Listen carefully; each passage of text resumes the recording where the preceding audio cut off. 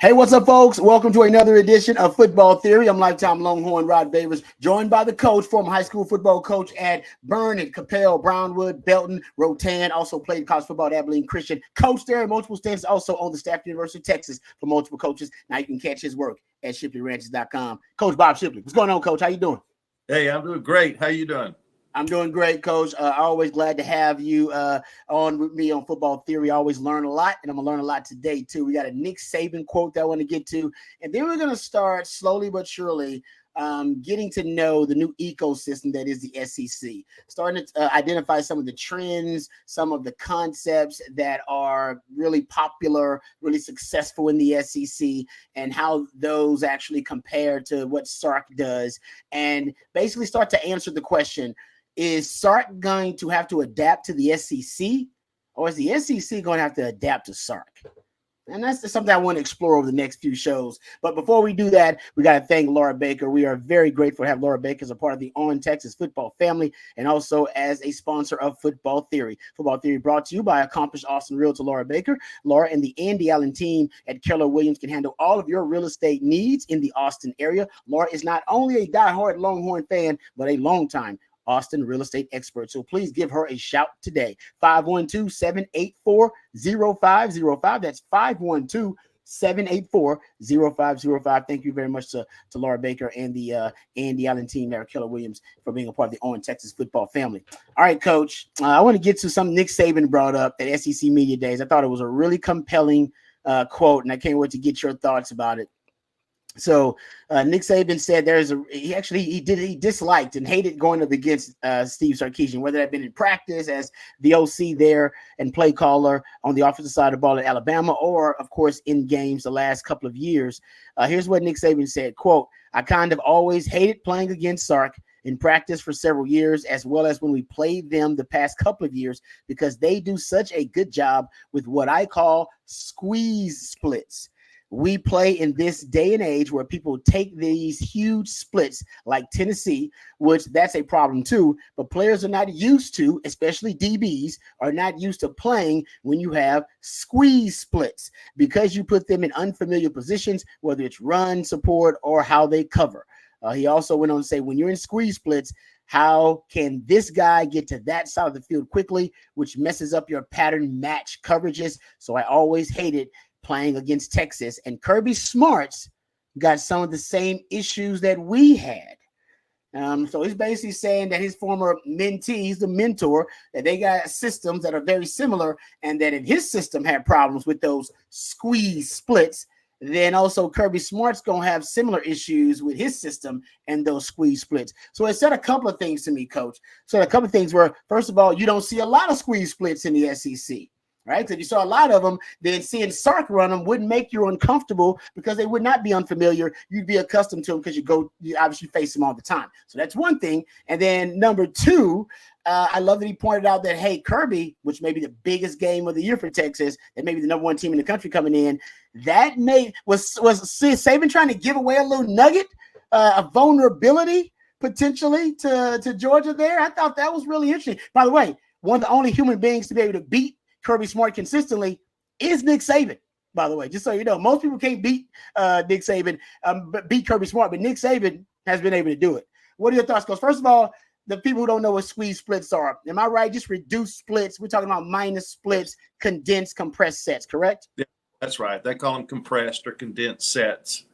And, you know, first of all, going back to what Tennessee does, of course, their coach has the air raid.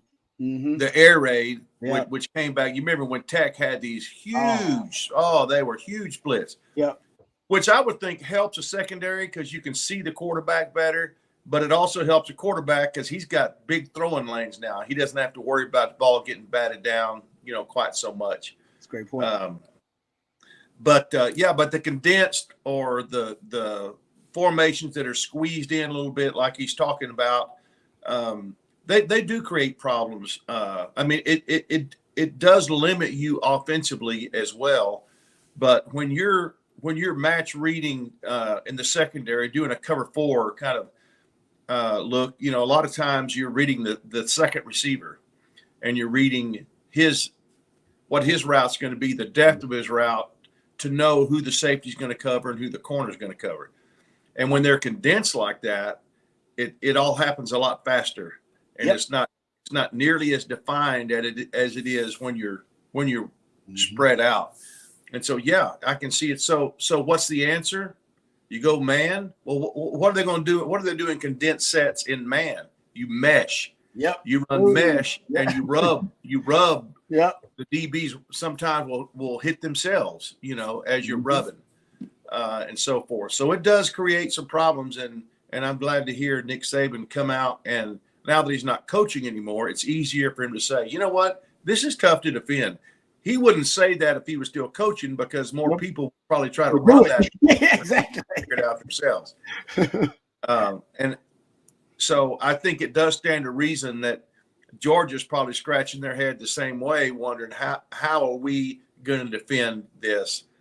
And again, it's one of those things that Sark and his offensive staff, whether they're in the booth, most of them probably in the booth, are seeing how the defense is going to adjust to these compressed sets. And if they have an automatic check, if it's on the middle of the field, I can see something different than if you're on the short side of the field, because that's a lot of field out there to the wide side. That's a lot of wide open space out there that you got to have covered. And so while you're dropping, you almost have to drop at an angle. You have to. At the wide side of the field. Yep. And so you're already at a disadvantage because you're not keeping everything in front of you and backing straight up to try to read everything. You're already having to go at an angle, which means your momentum is going could be the wrong way depending on what the route's going to be. So it is a difficult thing. I never liked it too much as an offensive coordinator because there weren't many people doing it, but also because I like to just spread everybody out as much as I can to create big throwing lanes. In high school, especially, that was the easiest thing to do, Yep. But these condensed sets, especially if you know what they're trying to hang their hat on defense in the secondary coverage, can sure create some problems. And I'm glad. I'm hoping Nick will give us more nuggets like that throughout the season on game day. Not just no nothing doubt. else for us to talk about on Football Theory, because he's one of the best defensive minds in the history of college football and pro football, in my mind. Yeah, no doubt. One of the top 3 or 5 anyway in the NFL. So it's problematic, and as a lifetime secondary guy like you've been, you can understand the problems it presents. All types of headaches. Hey, like you said about Nick Saban, he's one of the greatest defensive minds of all time, and he's telling you, no, it's a problem. So if he says it's a problem, it's a problem. And by the way, that Nick Saban stat I was giving to you, 50-4, basically Kirby Smart. All right, Georgia's record. He's 50-4. All right, and since 2020, 3 of those 4 losses are to Nick Saban. So if anybody knows about weaknesses and vulnerabilities of Kirby Smart, it would be Nick Saban. He's one of the only human beings that a coach that's been able to beat him. But getting back to it, I totally agree with you, Coach. A lot of issues and a lot of problems it presents for DBs. I'll just go through a list here. You talked about the leverage. So you're creating space on the outside because you got this compressed, condensed set. So you're creating space automatically on the outside. I, as a DB, have to worry about that. So automatically, my leverage is screwed up automatically. You have dictated my leverage. I have to have outside leverage. There's no way I could have inside leverage there. So you technically will have an inside release if you're willing to work through traffic. And the benefit of working through traffic, like you said, Coach, it tests the eyes of the DB. My eyes got to be really disciplined. There's a lot of traffic going on, a lot of moving parts. But then also, man, you can easily have switch releases, which create rub routes, pick situations. So I can't press either. Very rarely somebody going to press and get down there and get physical. So you're going to have a free release. But also, you're going to have a free release because the DB is probably going to back up. Like you said, I'm giving ground, and I'm also fading away toward the field or where the space is. So I'm going to give you a free release, and you're going to get an easy stem on your route. So all that gives the wide receivers a huge advantage. And also, one thing I also throw out there, it makes the DB less aggressive. I have to automatically, because I need to be able to see. So in order for me to see, I got to back up. So I need to be 8 yards off just to see everything. And then as the ball is snapped, I'm still giving ground. And like you said, I'm fading away because I need to be able to keep my angles and views on the football. Now, if it's man coverage, that's great. I can be more aggressive in man, but then in man, I can't get down too deep into the traffic because I get picked and I get rubbed. So Sark loves it, by the way. And I think Sark has always liked it. But when I went look at the NFL numbers, the team that leads the NFL, this will be no surprise here. You heard me talk about the connection that Sark has to the Mick Shanahan coaching tree. He's a big fan of Kyle Shanahan and Sean McVay and those guys. The 49ers lead the NFL, or at least in the lowest formation width. If you measure formation width in yards, they have the most condensed formations in the NFL. They average 19.7 yards per formation width. The second most condensed, tightest formation in the NFL, Sean McVay and the Rams. Third, Miami Dolphins, Mike McDaniel. Fourth, Houston and Bobby Slowick, all from the Mick Shanahan coaching tree. Another conceptual signature that ties those offenses together. Sark is not from that tree. He's a couple of branches removed, but he's open about how much he admires that tree and takes a lot of that philosophy. And I think that's another one, is the condensed and compressed sets. So going into the SEC, I think I got to go check the rate at which Sark has condensed and compressed sets. So then I'll break down maybe one of these weekends before the season starts. But it's obvious, since Nick Saban was he was the apex predator in the SEC, and he's saying that gives me problems. Means he don't see it a lot in that ecosystem.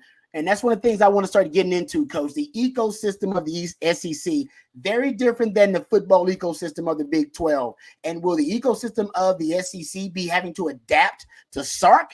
Or is Sark going to go into the SEC having to adapt to that ecosystem? And I hope it's the former. I hope Sark comes in there with so many progressive, creative, extreme ideas that he shell shocks the SEC and forces everybody to have to adapt to what he's doing. And I think we can go over. There are several different, areas that we're going to cover over the next couple of weeks that I think are going to help us get acquainted with those trends in the SEC. Well, we're just talking about a condensed formation. What if your second receiver in a condensed version, in a condensed slot, for example, is Niblack, and then you send him out in motion to the wide side of the field? Who's going with him? Is a corner going with him? And now you're going to have a safety on your wide receiver? Or is a safety going to go with Niblack out there, which is already a mismatch in my mind? Yeah. And then you see him motioning the guy out there. Let's see how they're going to adjust to it, but then let's motion him back in. We're not going to do anything out of that, getting out of the condensed formation. We're just going to motion out there and then come back to where it was, just so we'll know next time what their adjustment's going to be without wasting a play. Oh, so that's brilliant, Coach, because first of all, I love that idea. So start out in the condensed set, motion Niblack out. Linebacker goes with him. You know what we want to do? We might run the football, because that means you got DBs in there for run support. That's another thing Sark likes about the condensed sets. Little guys like me having to be forced run defenders. You bring us closer to the line of scrimmage, and then we have to be the main run support, which we don't like to be. That's what Sark likes. He wants to get us in on the run game, and he can force a one-on-one with a running back and a DB. Sark said that's a win. That's a win for him. And there'll be oftentimes where Sark will run kind of a starburst version of what you just described there, Coach. Start out in a condensed, compressed set, and you'll see them. Everybody will starburst, shift to spread. And he does that to kind of shock and then see where the matchup advantage is. And then Texas will go with more spread concepts. So he works with it. He's very creative with it. And I think ultimately my guess would be you see more of it. Because also another thing I found just based on doing some NFL research, spread formations in the NFL have about a 65-70% pass rate on spread formations. Condensed sets, about a 49% pass rate. So you're pretty even. You could run it. It just makes you more balanced, makes you, less predictable, more unpredictable by having those condensed and compressed sets, at least based on from the NFL stance. And I think Sark said he looks to the NFL for a lot of inspiration. His offense is considered a pro style offense, old school West Coast offense. So that's why I look to a lot for the NFL comparisons there. But the tight bunch, compressed sets, squeeze splits, whatever you want to call them, reduced splits, I think we should see more of it. If I was Sark going to the SEC, hearing that comment, Coach, I increase my usage of condensed and compressed sets. If it scares Nick Saban, it's gonna scare the hell out of any other team you see in there, the Mississippi States of the world and the Vanderbilts of the world. It'll scare the hell out of them if it scares Nick Saban. So that's where I would go. Increase usage there. You've got to keep running it in a condensed set, if for no other reason than just for when they're breaking the film down, looking at tendencies. But another reason I never like the condensed set like that is you're just bringing more potential. If you're going to run it, you're bringing more potential tacklers into the box, into an area where the running back's going to be running, unless those guys are, feel like that receivers can sprint outside and take guys with them away from the run. You got a lot more guys in there closer to the ball carrier when you're in that condensed set. So, but they still find a way to run it. If they can get 4 or 5 yards, that's good. But I don't know that you can hang your hat on running the ball in a condensed set just because you're bringing 11 people in a lot closer to the ball carrier, to the point of attack than you are when you've got everybody spread out. Yeah, but there's it's a double-edged sword, but it's just so fun as an offensive coach to go, okay, well, that's how they're going to do it. Okay, well, then you just sit around and just play the devil's advocate, Okay, they're going to do this to take this away. So what are we going to do to take advantage of that? Because almost everything you do to adjust, there's going to be a counter adjustment that can put you in a.